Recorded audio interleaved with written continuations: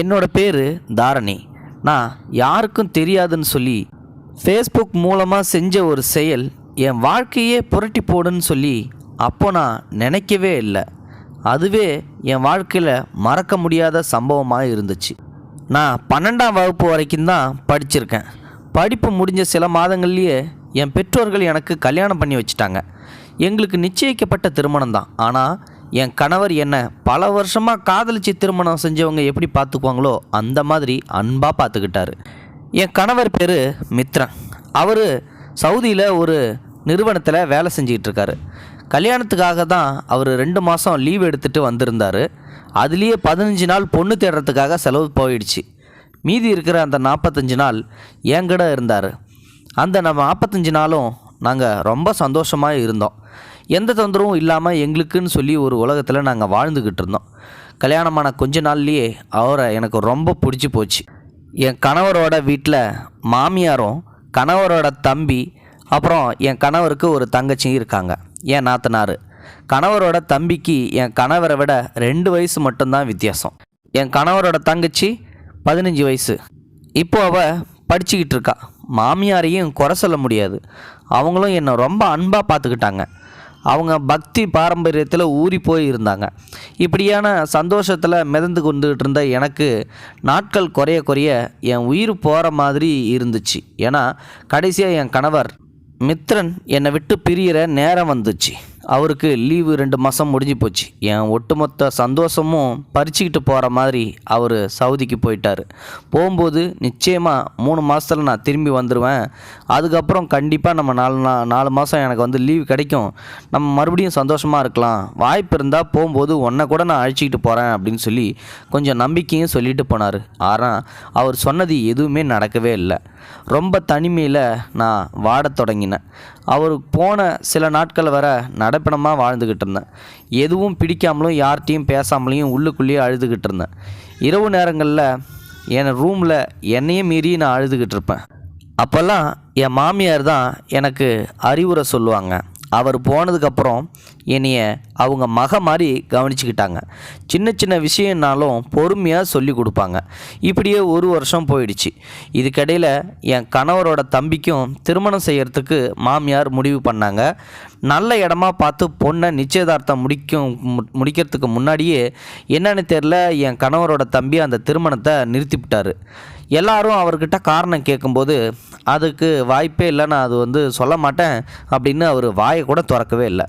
என் கணவரோட தம்பி உள்ளூரில் ஒரு கம்பெனியில் தான் வேலை செஞ்சிகிட்ருக்காரு. காலைல 9 மணிக்கு போனார்னா சாயந்தரம் 4 மணிக்கெல்லாம் வீடு திரும்பி வந்துடுவார். நல்ல சம்பளம் வாங்குறாரு. என்கிட்ட அதிகமாக பேசுறது கிடையாது. மாமியார் தான் ஏதாவது விஷயம் இருந்தால் கேட்டு தெரிஞ்சுக்குவாங்க. வீட்டுக்கு தேவையான எல்லா வேலையும் அவரையே செஞ்சு கொடுப்பாரு. அவர்கிட்ட அதிகம் பேசாதால அவரை பற்றி முழுசாக என்னால் தெரிஞ்சுக்கொள்ள முடியல. கணவரோட தங்க இப்போ தான் வந்து 9ஆம் வகுப்பு படிச்சுக்கிட்டு இருக்கா. வெளியூரில் உள்ள ஒரு ஹாஸ்டலில் தங்கி படிக்கிறதால அவள் எப்பாவது தான் வீட்டுக்கு வருவாள். மாமனார் அரசாங்க உத்தியோகத்தில் இருந்தவர். எனக்கு கல்யாணம் ஆகிறதுக்கு முன்னாடியே அவர் இறந்து போயிட்டார். அவரோட பென்ஷன் பணமும் கூட மாமியார்கிட்ட தான் வருது. பணத்துக்கு வீட்டில் எந்த குறைச்சலும் இல்லை. ஆனாலும் என் கணவர் முழு சம்பளத்தையும் என் மாமியார் பேரில் தான் அனுப்பி வைப்பார். என் கணவர் பணத்தில் இருந்து தான் வீட்டுக்கு தேவையான செலவுங்களை எல்லாத்தையும் செஞ்சுக்கிட்டு இருந்தாங்க மாமியார். இதை பற்றி நான் பல தடவை என் கணவர்கிட்ட கேட்டதுண்டு. ஆனால் சில நேரங்களில் அம்மா எது செஞ்சாலும் நல்லா இருக்கும், நீ பொறுமையா அப்படின்னு நீ இதை பற்றிலாம் கேட்காத அப்படின்னு சொல்லுவார். சில நேரத்தில் என்கிட்ட கோவப்படுவார். என்ன நீ இப்பயே ஓப்பனன்னு சொல்லி பிரித்து பார்க்குறியா அப்படின்னு சொல்லி கோவப்படுவார்.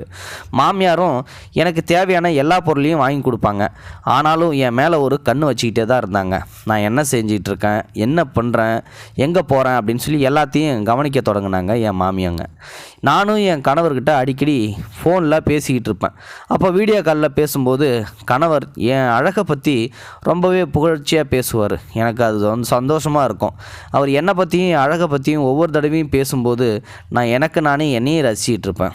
அதுக்கு தகுந்த போல் நானும் என்னை அலங்கரிச்சுக்கிட்டு வீடியோ கால்லையும் பேச ஆரம்பிப்பேன். இதை என் மாமியார் ஒரு நாள் பார்த்துட்டு என்னை கூப்பிட்டாங்க. இங்கே வான்னு சொல்லிட்டு. வயசுக்கு வந்த பொண்ணும் கல்யாணம் ஆகாத கணவரோட தம்பியும் இங்கே வீட்டில் இருக்காங்க. நீ எப்படி உன்னை இவ்வளோ அழகாக அலங்கரிச்சிக்கிட்டு உன் கணவர்கிட்ட வந்து பேசுகிறதால அவங்களோட மனசு வந்து உன்னை பார்த்து கெட்டு போவாதா? அதுக்கு வாய்ப்பு இருக்குல்ல. அதனால் நீ வந்து எப்பயும் போல் சாதாரணமாக தான் இருக்கணும் அப்படின்னு சொல்லி சொன்னதால் எனக்கு அவங்க சொன்னது ஒரு ஏமாற்றமாக இருந்துச்சு. ஒரு நாள் நம்மளை பாசமாக கவனிச்சிட்டு இருந்தாங்க, திடீர்னு நம்மளை கண்டிக்கலாங்களே அப்படின்னு சொல்லிட்டு, சரின்னு சொல்லிட்டு நானும் பகல் நேரங்களில் சாதாரணமான இருந்துட்டு நைட் நேரத்தில் மட்டும் குளித்து முடிச்சுட்டு என்னை அலங்கரிச்சிக்கிட்டு அவர்கிட்ட ஃபோனில் பேசுறதுக்காண்டி ரூமை பூட்டிக்கிட்டு என் கணவர் கூட வீடியோ காலில் பேச ஆரம்பிப்பேன். கணவரும் சில நேரத்தில் இந்த தனிமை என்னை கொல்லுது, தயவு செஞ்சு சீக்கிரம் வந்துடுங்க அப்படின்னு சொல்லிட்டு என்னையும் மீறி நான் அழுதுகிட்டு இருப்பேன் அவர்கிட்ட. அவரும் இன்னும் கொஞ்ச நாள்லேயே நான் வந்துடுறேன் அப்படின்னு சொல்லி இங்கே சம்பாதிக்கிற பணத்தை வச்சு நம்ம சின்னதாக ஒரு தொழில் தொடங்கலாம் அப்படின்னு சொல்லி முடிவெடுத்திருக்கேன். அதுக்கப்புறம் உன்னை விட்டுட்டு நான் எங்கேயும் போக மாட்டேன், நம்ம சந்தோஷமாக இருக்கலாம் அப்படின்னு சொல்லி அடிக்கடி என்கிட்ட சொல்லிகிட்டே இருப்பார். ஆனால் அந்த தனிமை என்னை கொஞ்சம் கொஞ்சமாக கொல்ல ஆரம்பிச்சிச்சு. எவ்வளோ நாள் தான் தனியாக இருக்கிறது? நானும் தலையணையே என் கணவனாக நினச்சி நான் அப்பப்போ அவர்கிட்ட பேசுகிற மாதிரி நினச்சிக்குவேன். குளிக்கும்போது இந்த அழகதை ரசிக்கிறதுக்கு என் கணவன் என்கிட்ட இல்லையே அப்படின்னு சொல்லிட்டு எனக்கு மனவேதனையும் உண்டாக்குச்சு. சில நேரங்களில் கணவனுக்காக என்னோடய ஃபோட்டோவை எடுத்து நான் அவருக்கு அனுப்புனேன். அதை பார்த்துட்டு ரொம்ப வெகுவாக என்னை புகழ்ந்து தள்ளுவார். அந்த புகழ்ச்சியே எனக்கு ஒரு போதையாக இருந்துச்சு. இப்படி கொஞ்ச நாள் ஆரம்பித்த பழக்கம் எல்லை மீறி போச்சு. குளிக்கிற ரூமுக்கு போகிறதுக்கு முன்னாடி புகைப்படம், அப்புறம் என்ன நானே ரசிப்பேன். சில கவர்ச்சியான புகைப்படங்களையும் எடுத்து வச்சுருந்தேன். சில புகைப்படங்களை வந்து கணவருக்கும் அனுப்பி வச்சேன். இதை பார்த்தாவது கொஞ்சம் என்னை தேடி திருப்பி வந்துடுவார், கொஞ்சம் சீக்கிரம் வருவார்னு சொல்லிட்டு. 1 வருஷங்கிறது 2 வருஷம் ஆயிடுச்சு. ஆனால் என் கணவர் வந்த பாடில்லை. கேட்டாலும் ஏதாவது ஒரு காரணம் சொல்லி சமாளிக்க ஆரம்பித்தார். நானும் தனிமையிலே மனவேதனைக்கு ஆளாகிட்டே இருந்தேன். வீட்டில் எவ்வளோ வசதி இருந்தாலும் கணவன் அப்படின்ற ஒருத்தர் இல்லாததால் என் வாழ்க்கையை ரொம்ப வெறுமையாக இருந்துச்சு. அதை சொல்லி அழுவுறதுக்கு கூட என் வயசுக்கு ஏற்ற மாதிரி இந்த வீட்டில் யாருமே இல்லை. போதாக்குறைக்கு வீட்டில் வேலையும் அதிகமாக இருக்கிறதில்ல. பெரும்பாலும் என் மாமியாரே எல்லா வேலையும் பார்த்துருவாங்க. எனக்கு நேரம் போகிறதே ரொம்ப கஷ்டமாக இருந்துச்சு. அப்போ தான் வந்து எனக்கு ஃபேஸ்புக் அப்படின்ற ஒன்றை பற்றி தெரிஞ்சுக்கிட்டேன். அது தெரிஞ்சு உடனே நானும் எனக்கான ஒரு அக்கௌண்ட்டை ஓப்பன் பண்ணி அதில் இருக்கிற எல்லாத்தையும் வந்து நான் பார்க்க ஆரம்பித்தேன். அதில் உலகத்தில் இருக்கிற அனைத்து விஷயங்களையும் பற்றி நான் தெரிஞ்சுக்கிட்டேன். எனக்கு இதில் தனிமையிலிருந்து கொஞ்சம் ஆறுதல் கிடச்சிச்சு. அப்போ தான் வந்து பார்த்திங்கன்னா பொழுதுபோக்குக்காக பார்க்க தொடங்கினேன்னா தினமும் பார்க்க ஆரம்பித்தேன். நம்மகிட்ட இருக்கிற புகைப்படங்களை முதல்ல ஆடைகளை பற்றி சில புகைப்படங்களை எடுத்து பதிவிடலாமே அப்படின்னு சொல்லி தோணுச்சு. நான் நினச்ச மாதிரியே என்னோடய முகத்தை வந்து மறைச்சிக்கிட்டு புகைப்படங்களை ஆடைகளை மட்டும் எடுத்து புகைப்படத்தை பிடிச்சி பதிவு செஞ்ச சில மணி நேரங்கள்லேயே அதிகமான பார்வையாளர்களை கவர்ந்துச்சு அந்த புகைப்படம். அதிகமானோர் எனக்கு நட்புக்கான அழைப்புகளை வந்து விடுத்தினார். சில எனது ஆடைகளை பற்றி புகழ்ந்து எழுதியிருந்தனர். இது எனக்கு சந்தோஷமாக இருந்துச்சு. மேலும் கொஞ்ச நாட்கள்லேயே நான் அதில் முழுமையாக வந்து மூழ்கி போயிட்டேன். எப்பவும் ஃபேஸ்புக்கில் இருக்க ஆரம்பிச்சிட்டேன். எனக்கு இன்னும் ஒரு விபரீத ஆசை தோணுச்சு. அந்த ஆசையால் தான் என்னோடய வாழ்க்கையே எப்படி புரட்டி போகுதுன்னு சொல்லிட்டு இப்போ எனக்கு நான் தெரியவே இல்லை. நானும் என்னோடய புகைப்படத்தையும் பதிவிடலாமே அப்படின்னு சொல்லி முடிவு செஞ்சேன். ஃபஸ்ட்டு ட்ரெஸ்ஸை மட்டும் போட்டுக்கிட்டு இருந்தேன். அப்புறம் என்னோடய புகைப்படத்தை போடலாம் அப்படின்னு சொல்லி முடிவு பண்ணி என்னோடய முகம் தெரியாமல் அந்த புகைப்படத்தையும் பதிவு செஞ்சேன். அதுக்கும் நல்ல வரவேற்பு கிடச்சிச்சு. முகத்தை மட்டும் ப்ளர் பண்ணிவிட்டு பெரும்பாலும் நல்ல கருத்துக்களை பதிவு செஞ்சாங்க. சிலர் மோசமான பதிவையும் செஞ்சாங்க. அதை நான் பார்க்கவே இல்லை, அதை நான் கண்டுக்கல. ஒரு சிலரோ என்னோடய அங்கங்களையும் வர்ணித்து கவிதையாகவும் பதிவிட்டாங்க. எனக்கு இதை ரொம்ப பிடிச்சிருந்தது. அவங்களோட புகழ்ச்சியில் இருந்த எனக்கு நான் செய்கிறது தப்புன்னு கூட எனக்கு தோணலை அந்த டைமில். நானும் முகத்தை மறைச்சி விதவிதமான புகைப்படங்களை எடுத்து பதிவிட ஆரம்பித்தேன். ஃபேஸ்புக்கு நான் அடிமையாகவே போயிட்டேன் அப்படின்றது தான் உண்மை. இப்பொழுதெல்லாம் கணவனோட நினைவு கூட சில சமயத்தில் வர்றதில்லை. அந்த அளவுக்கு நான் அதில் மூழ்கி போயிட்டேன். ஆரம்பத்தில் சாதாரணமாக புகைப்படங்களை மட்டும் பதிவேற்றிட்டு இருக்க நான் போக போக கொஞ்சம் கவர்ச்சியான ஃபோட்டோவையும் அதில் பதிவிட ஆரம்பிச்சிட்டேன். அதில் எனக்கு நிறைய கருத்துக்கள் வர தொடங்குச்சு. அதில் சிலர் என்னோடய கணவர் வர்ணிக்காத வார்த்தைகள்லாம் வந்து வர்ணித்தாங்க. இது எனக்கு மேலும் மேலும் மகிழ்ச்சி அடைய வச்சிச்சு. மனசில் ஏதோ ஒரு ஓரத்தில் நம்ம செய்கிறது தவறுன்னு சொல்லிட்டு தெரிஞ்சிருந்தோம். நான் முகத்தை காட்டாமல் தானே செய்கிறோம் அப்படின்னு சொல்லிட்டு கொஞ்சம் தைரியமாக இதை பண்ணிக்கிட்டு இருந்தேன். கவர்ச்சியான புகைப்படம் முகத்தை காட்டாமல் இருந்தாலும் பிரச்சனை இல்லை அப்படின்றதால எனக்கு தைரியத்தை உண்டாகுச்சு. ஒரு நாள் நான் எதிர்பார்க்காத அந்த சம்பவம் நடந்துச்சு. புகைப்படம் எடுத்துக்கிட்டு இருக்கும்போது தவறுதலாக செல்ஃபோன் கீழே விழுந்துருச்சு. அது நொறுங்கி போயிடுச்சு. அதில் நான் ரொம்ப பதட்டம் அடைஞ்சிட்டேன். நான் விழுந்திருந்தா கூட கவலைப்பட்டிருக்க மாட்டேன். ஃபோன் விழுந்ததால் எனக்கு ரொம்ப பதட்டமாயிடுச்சு. கொஞ்ச நேரத்தில் என்ன செய்கிறதுன்னு தெரியாமல் தவிச்சிக்கிட்டு இருந்தேன். என்னையும் அறியாமல் சில நொடிகள் நான் அழுதே விட்டேன். செல்ஃபோன் இல்லாமல் எனக்கு அன்னைக்கு முழுக்க ரொம்ப கஷ்டமாக இருந்துச்சு. அப்படி என்னோடய உலகமாக மாறி போயிருந்தது அந்த செல்ஃபோனு. கணவர் என்னை தொடர்பு கொள்ள முயற்சித்த பொழுது அது கிடைக்காததால் எனது மாமியார் தொலைபேசியில் தொடர்பு கொண்டார். உனது செல்போனுக்கு என்ன ஆனது என்று கேட்கும் பொழுது நான் விவரத்தை சொல்ல, அவரும் எனது தம்பியிடம் உனது செல்போனை கொடு, அவனுக்கு தெரிந்த நண்பர்கள் நிறைய பேர் உள்ளனர், அவன் சரி செய்து கொடுப்பான் என்றார். நானும் சரி என்றேன். பிறகு மெமரி கார்டை மட்டும் கழட்டி வைத்துவிட்டு தொலைபேசியை எனது கணவரின் தம்பியிடம் கொடுத்தேன். அப்பொழுது எனக்கு தெரியாது ஃபேஸ்புக் தொலைபேசியில்தான் இருக்கும் என்று. அவரும் சொன்னது போல தொலைபேசியை சரி செய்து கொடுத்தார். ஆனால் முன்பெல்லாம் என்னை பார்த்தால் சிறிதாக புன்னகைப்பார். இப்பொழுது அது காணாமல் போயிருந்தது. ஏதோ கோபத்துடன் பார்ப்பதைப் போல எனக்கு தோன்றியது. தொலைபேசி வந்த மகிழ்ச்சியில் அதை நான் பெரிதாக எடுத்துக்கொள்ளவில்லை. பிறகு சில நாட்கள் நன்றாகவே சென்றது. ஒரு நாள் எனது கணவரின் தம்பியின் தொலைபேசி கூடத்தில் சார்ஜ் ஏறிக்கொண்டிருந்தது. அதை நான் கவனிக்கவில்லை. யதார்த்தமாக எனது கைப்பட்டு தொலைபேசி கீழே விழுந்தது. நானும் பதறிப்போய் ஏதாவது ஆகிவிட்டதா என்று அந்த செல்போனை பார்க்க ஆரம்பித்தேன். அப்படி பார்த்த எனக்கு பெரும் அதிர்ச்சியாக இருந்தது. காரணம், நான் ஃபேஸ்புக்கில் பதிவேற்றிய அனைத்து புகைப்படங்களையும் தம்பியின் கனவு ஸ்கிரீன்ஷாட் எடுத்து வைத்திருந்தார். மொபைல் விழுந்த சத்தத்தை கேட்டு அவரும் வந்துவிட்டார். அந்த புகைப்படங்களை நான் அழிப்பதற்குள் அவர் வந்துவிட்டதால் என்னால் எதுவும் செய்ய முடியவில்லை. நான் அந்த புகைப்படங்களை வெறித்து பார்த்து கொண்டிருப்பதை கவனித்த அவர் எதுவும் பேசாமல் என் கைகளில் இருந்து தொலைபேசியை பிடுங்கி சென்றார். எனக்கு தலையில் வெடி விழுந்ததைப் போல இருந்தது. அந்த இடத்திலேயே நின்று கொண்டே இருந்தேன். எனக்கு ஒன்று மட்டும் புரிந்து போனது. அனைத்து விஷயங்களும் கணவரின் தம்பிக்கு தெரிந்துவிட்டது என்று. பின்பு உடனடியாக சென்று என் பெயரில் இருந்த ஃபேஸ்புக் அக்கௌண்ட்டை டெலீட் செய்துவிட்டேன். அத்தோடு சேர்த்து என் புகைப்படங்களையும் தான்.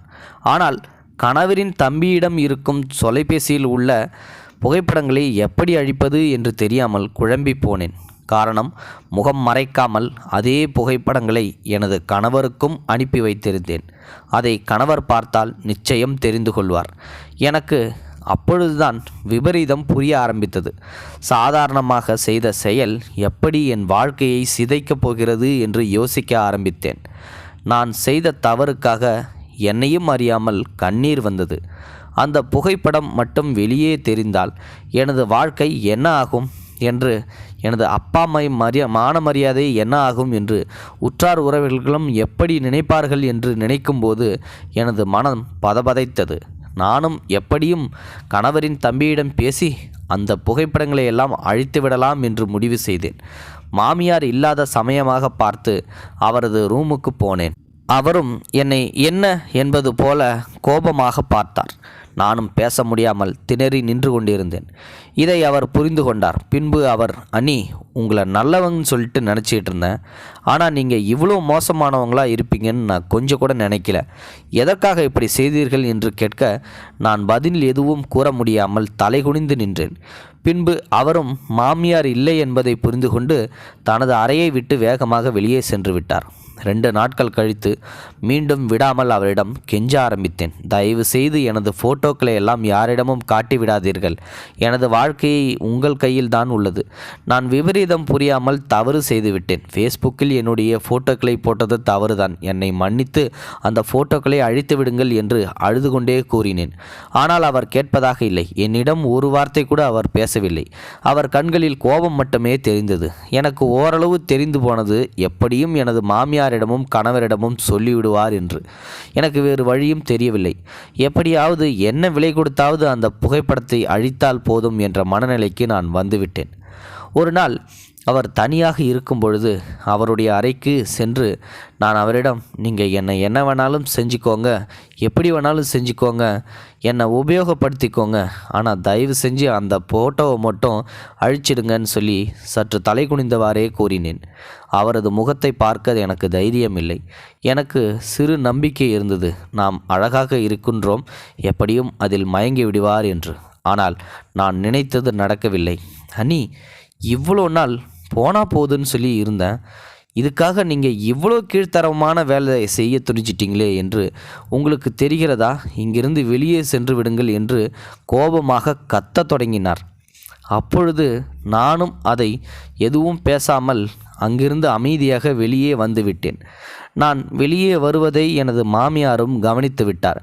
பிறகு என்னை அழைத்து, அவனோட ரூமில் உனக்கென்ன வேலை? எதுக்காக அங்கே போன என்று கேள்வி கேட்டார்.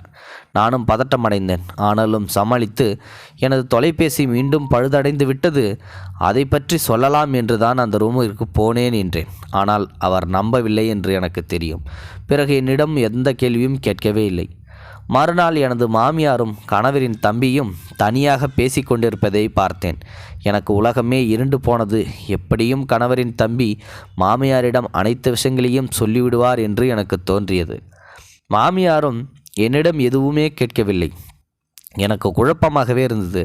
அவர் சொன்னாரா, சொல்லியிருக்க மாட்டாரா என்று தவித்து கொண்டிருந்தேன். அன்று இரவு எப்பொழுதும் போல் எனது கணவர் என்னை தொலைபேசியில் தொடர்பு கொண்டார்.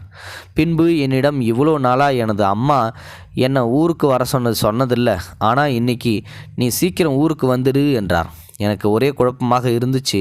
யாருக்கு உடம்பு சரியில்லை என்று என் கணவர் கேட்டார். அவர் கேட்டபோது எனக்கு தூக்கி வாரி போட்டது. எனக்கு என்ன சொல்வதென்றே தெரியவில்லை. எதற்காக மாமியார் அப்படி சொன்னார் என்றும் புரியவில்லை. நானும் எனக்கு தெரியாது என்று கூறிவிட்டு ஃபோனை வைத்து விட்டேன். அன்று இரவு முழுவதும் தூக்கம் இல்லாமல் தவித்து போனேன். நமது வாழ்க்கை என்ன ஆகுமோ என்று பயந்தே போனேன். சில நாட்களிலேயே அனைத்தையும் முடித்துவிட்டு கணவர் ஊருக்கே வந்துவிட்டார். 2 வருடங்களாக இந்த நாளுக்காகத்தான் எதிர்பார்த்து காத்து கொண்டிருந்தேன். ஆனால் என்னால் அதை முழுமையாக அனுபவிக்க முடியவில்லை. காரணம், அனைத்து விஷயமும் கணவருக்கு தெரிந்துவிடுமோ என்ற பயம்தான் அதிகமாக இருந்தது. அவர் வந்த 2 நாட்கள் வரை யாரிடமும் அதிகமாக பேசவே இல்லை. நானும் எப்பொழுதும் சோகமாகவே இருப்பதை கணவரும் கண்டுபிடித்து விட்டார். என்னிடம் காரணம் கேட்க நானும் உடம்பு சற்று சரியில்லை என்று சமாளித்து விட்டேன். நானும் வாய்ப்பு கிடைக்கும் போதெல்லாம் கணவரின் தம்பியிடம் கெஞ்சிக் கொண்டிருந்தேன். ஆனால் அவர் எதையும் கேட்காத கல் நெஞ்சக்காரராக இருந்தார். 3 நாட்கள் கழித்து என்னுடைய கணவரும் மாமியாரும் கணவரின் தம்பியும் பேசிக்கொண்டிருந்தனர். நானும் என்ன பேசுகிறார்கள் என்று கவனிக்க என்னை பார்த்த மாமியார் வேறு வேலைகளை சொல்லி அனுப்பி வைத்து விட்டார். பின்பு அனைத்து வேலைகளையும் முடித்துவிட்டு நான் என்னுடைய ரூமில் காத்திருக்க என்னுடைய கணவரும் கோபமாக வந்தார். வந்து என்னிடம், என்ன உன் ஃபோட்டோவை எல்லாத்தையும் ஃபேஸ்புக்கில் போட்டியா என்று கேட்க அதிர்ந்து போனேன். அனைத்து விஷயங்களையும் கணவரின் தம்பி சொல்லிவிட்டாரு என்று தெரிந்து கொண்டேன். நானும் அமைதியாக நின்று கொண்டிருந்தேன். பின்பு அவர், எதற்காக அப்படி செய்தாய்? உன் ஃபோட்டோவை ஏன் ஃபேஸ்புக்கில் போட்ட? உன்னை நான் எவ்வளோ நம்பினேன், ஆனால் நீ எனக்கு தெரியாமல் இப்படி ஒரு காரியத்தை எப்படி செய்ய உனக்கு மனசு வந்துச்சு என்று கோபப்பட்டு கத்தினார். நான் பதில் எதுவும் சொல்லாமல் அமைதியாகவே நின்று கொண்டிருந்தது அவருக்கு மேலும் கோபத்தை உண்டாக்கியது. எனது கன்னத்தில் ஓங்கி அறைந்து விட்டார். எனக்கு அதற்கு மேல் அந்த வீட்டில் இருப்பது சரியாக தோன்றவில்லை. அதையே வாய்ப்பாக பயன்படுத்தி கொண்டு அந்த வீட்டை விட்டு வெளியேறலாம் என்று முடிவு செய்து கொண்டேன். அந்த வீட்டில் துணிமணிகளை எல்லாத்தையும் மடித்து வைத்து கொண்டு புறப்பட்டேன். மாமியாரும் கணவரும் என்னை தடுத்தனர். ஆனால் நான் எதையும் கேட்கவில்லை. இரவோடு இரவாக எனது அம்மா வீட்டிற்கு வந்து சேர்ந்து விட்டேன். எனது வீட்டில் உள்ளவர்களும் பதறிப்போனார்கள். நானும் அவர்களிடம் எதையும் சொல்லவில்லை. மறுநாள் காலை எனது அம்மா மட்டும் என்னிடம் விசாரிக்க ஆரம்பித்தார். நானும் முதலில் சமாளித்தேன். ஆனால் அனைத்து விஷயங்களும் எனது அம்மாவிடம் சொல்லும் பழக்கம் எனக்கு இருந்தது. நானும் அவரிடம் என்னுடைய ஃபோட்டோவை ஃபேஸ்புக்கில் போட்டுவிட்டேன், அதனால் கணவர் என் மேல் கோபப்பட்டார் என்று உண்மையை சொன்னேன். என் அம்மாவிற்கு ஃபேஸ்புக் என்றால் என்ன என்றே தெரியாது. அதனால் அவரிடம் விளக்கிச் சொன்னேன். அம்மாவும் தனது மனைவியின் அழகை அடுத்தவர்கள் ரசிப்பதை எந்த கணவனும் விரும்ப மாட்டான். நீ செய்தது தவறுதான். அதற்காக அவர்கள் மேல் கோபப்பட்டு நம்முடைய வீட்டிற்கு வந்தது சரியல்ல. உடனடியாக நீ இங்கிருந்து கிளம்பி சென்றுவிடு என்று என்னை வற்புறுத்தினார். நானும் 2 நாட்கள் தங்கிவிட்டு செல்கிறேன் என்று அவரிடம் கேட்க அவரும் அரைகுறை மனதாக சம்மதித்தார். எனக்கு தெரிந்து போனது, நமது மானம் மரியாதையும் பெற்றோர்களின் மானம் மரியாதையும் எப்படியும் போய்விடும் என்று. இரவு முழுவதும் யோசித்து கொண்டிருந்தேன். ஒரு ஆண் மானத்தை இழந்தால் கூட வெளியூருக்கு சென்று பிழைத்து கொள்ளலாம். ஆனால் ஒரு பெண்ணின் மானம் கலங்கப்பட்டால் அவள் எங்கு சென்றாலும் அவளால் அதை முழுமையாக மாற்ற முடியாது. அவளால் நிம்மதியாகவும் பாதுகாப்பாகவும் இருக்க முடியாது என்பதையும் தெரிந்து கொண்டேன். இதையும் எனக்கு ஃபேஸ்புக் தான் கற்றுக் கொடுத்தது. நன்றாக யோசித்து தற்கொலை செய்து கொள்ளலாம் என்று முடிவு செய்துவிட்டேன். எனக்கு தைரியம் இல்லைதான். ஆனால் வரப்போகும் காலங்களில் நாம் படும் வேதனையை விட இது சிறந்தது என்று எண்ணினேன். எப்படி தற்கொலை செய்து கொள்ளலாம் என்று முடிவு எடுத்து விடியற்காலை கத்தியால் கைகளை அறுத்து கொண்டு படுத்துவிட்டேன். சிறிது நேரத்தில் மயக்கமும் அடைந்து விட்டேன். காலை எனது அறையில் நான் இரத்த வெள்ளத்தில் கிடந்ததை பார்த்த அம்மா பதறிப்போனார். உடனடியாக கூச்சலிட அக்கம் பக்கத்தினர் அனைவரும் என்னை மருத்துவமனையில் சேர்த்தனர். அங்கு எனக்கு தீவிர சிகிச்சையும் அளிக்கப்பட்டது. நெடுநேர போராட்டத்திற்கு பிறகு என்னை மருத்துவர்கள் காப்பாற்றினர். இந்த விஷயம் எனது கணவரின் வீட்டிற்கும் தெரிவிக்கப்பட்டது. கணவரின் வீட்டில் உள்ள அனைவர்களும் மருத்துவமனைக்கு ஓடி வந்தனர். மருத்துவர்களும் ஒருவர் பின் ஒருவராக பார்த்துவிட்டு வாருங்கள் என்று அனுமதி அளித்தனர். அப்பாவும் அம்மாவும் தனது பங்கிற்கு என்னை திட்டிவிட்டு போனார்கள். கணவரின் வீட்டிலிருந்து மாமியார் முதலில் வந்தார். என்னிடம் நலம் விசாரித்துவிட்டு பின்பு பேசத் தொடங்கினார். மருமகளே, நான் உன்னை என்னைக்கும் மருமகளாக நினச்சதில்லை. எனது மகளை போன்றுதான் உன்னை கண்ணும் கருத்துமாக பார்த்து கொண்டேன். கணவனை வெளிநாட்டில் விட்டுவிட்டு நீ படும் வேதனையும் எனக்கு தெரியும். உனக்கு ஒரு அவமானம் என்றால் அது நமக்கு குடும்பத்திற்கான அவமானம்தான். அதனால்தான் உனக்கு சில கட்டுப்பாடுகளை விதித்து கவனமாக பார்த்து கொண்டேன். இருந்தும் நீ இதைப்போல தற்கொலைக்கு முயல்வாய் என்று நான் சிறிதும் நினைக்கவில்லை. சாதாரண ஒரு விஷயத்திற்காக எப்படி இவ்வளவு பெரிய முடிவு எடுக்க உனக்கு தோன்றியது என்று சிறிதாக கோபப்பட்டு சென்றார். பிறகு கணவரின் தம்பி இரண்டாவதாக வந்தார். அண்ணி, நான் உங்களிடம் ஏதாவது தவறாக நடந்திருந்தால் என்னை மன்னித்து விடுங்கள். உங்களின் நலன் கருதியே நான் அவ்வாறு செய்தேன். அன்று நீங்கள் தொலைபேசியை பழுது பார்க்க கொடுத்த பொழுது நானும் அந்த கடையின் அருகில்தான் இருந்தேன். அதனால் அந்த புகைப்படங்களை வேறு யாரும் பார்ப்பதற்கு வாய்ப்பு கொடுக்கவில்லை. இதுவே நான் வேறு எங்காவது சென்றிருந்தால் அவர்கள் நிச்சயமாக அதை எடுப்பதற்கு வாய்ப்புண்டு. இதை வேறு யாராவது பார்த்திருந்தால் உங்களுக்கும் நம்முடைய குடும்பத்திற்கும் பெரும் அவமானமாக அமைந்திருக்கும். கடவுளின் அருளால் அப்படி எதுவும் நடக்கவில்லை. உங்களை எனது அம்மாவைப் போலதான் நினைத்து இருந்தேன். ஆனால் நீங்கள் தவறாக பேசியதை தான் என்னால் ஏற்றுக்கொள்ளவே முடியவில்லை. அதனால்தான் உங்களின் மேல் கோபப்பட வேண்டியதாகிவிட்டது. எனக்கு நிச்சயதார்த்தம் நடக்கும் முன்பே திருமணத்தை நிறுத்திவிட்டேன் என்று எல்லோருக்கும் தெரியும். ஆனால் அதற்கான காரணம் யாருக்கும் தெரியாது. எனக்கு வர இருந்த பெண்ணுக்கு சில ஆண்களுடன் தொடர்பு இருந்ததால் அவளை வேண்டாம் என்று கூறிவிட்டேன். எனக்கும் அண்ணியைப் போல நல்ல பொண்ணாக இருந்தால் பாருங்க என்றுதான் அம்மாவிடம் அடிக்கடி கூறி வந்தேன். ஆனால் நீங்கள் இப்படி நடந்து கொண்டது எனக்கு மனவேதனை அளிக்கிறது. இப்பொழுதும் கூட நீங்கள் கவர்ச்சி புகைப்படங்களை பதிவேற்றியதை நான் யாரிடமும் சொல்லவில்லை. அம்மாவிடம் கூட சொல்லவில்லை. அண்ணனிடமும் சொல்லவில்லை. அண்ணனை வரச் சொல்லுங்கள் என்று தான் பேசிக்கொண்டிருந்தேன். அண்ணன் வந்த பிறகும் கூட அண்ணனிடம் அண்ணி ஃபேஸ்புக் உபயோகிக்கிறார், அவரது சாதாரண புகைப்படத்தை மட்டும்தான் பதிவிடுகிறார் என்று சொன்னேன். மேற்படி நீங்கள் என்னை அழைத்த விஷயங்களையும் யாரிடமும் சொல்லவில்லை. இனியும் கூறப்போவதும் இல்லை. எனது அண்ணனைப் போல கணவர் கிடைத்ததற்கு நீங்கள் கொடுத்து வைத்திருக்க வேண்டும். தயவு செய்து இனி வரும் காலங்களில் அவனுக்கு துரோகம் செய்து விடாதீர்கள். உங்களுக்காக இல்லாவிட்டாலும் எனது அண்ணனுக்காக நான் உங்களை மன்னித்து விடுகிறேன். நீங்கள் அவனுடன் சேர்ந்து சந்தோஷமாக வாழ்ந்து நமது குடும்ப மரியாதையையும் உங்களது குடும்ப மானத்தையும் காப்பாற்றிக் கொள்ளுங்கள் என்று கூறிவிட்டு சென்றார். அடுத்ததாக எனது கணவர் என் அறைக்கு வந்தார். வந்தவுடன் எனது அருகில் அமர்ந்து அழ ஆரம்பித்தார். நான் செய்தது தவறுதான். இந்த சாதாரண விஷயத்திற்காக உன்னை நான் அடித்திருக்கக்கூடாது. சில பெண்களின் வாழ்க்கை ஃபேஸ்புக்கால் எவ்வளோ பாழாகி போகிறது என்பதை கண்கூடாக நாம் பார்க்கின்றோம். எங்கே உனது வாழ்க்கையும் அப்படி போய் கெட்டுவிடுமோ என்ற எண்ணத்தில் தான் உன்னை நான் கண்டித்தேன். என்னை மன்னித்துவிடு என்று என் கைகளை பிடித்து கொண்டு அழ ஆரம்பித்தார். அவர் அழுவதை பார்த்ததும் எனக்கும் என்னை அறியாமலேயே அழுகை வந்தது. சில நாட்களிலேயே நானும் குணமாகி கணவர் வீட்டிற்கு வந்துவிட்டேன். மாமியாரும் எங்களுக்கு என்று தனிமையாக வீட்டை பார்த்து தனி குடித்தனம் அமர்த்தினார்.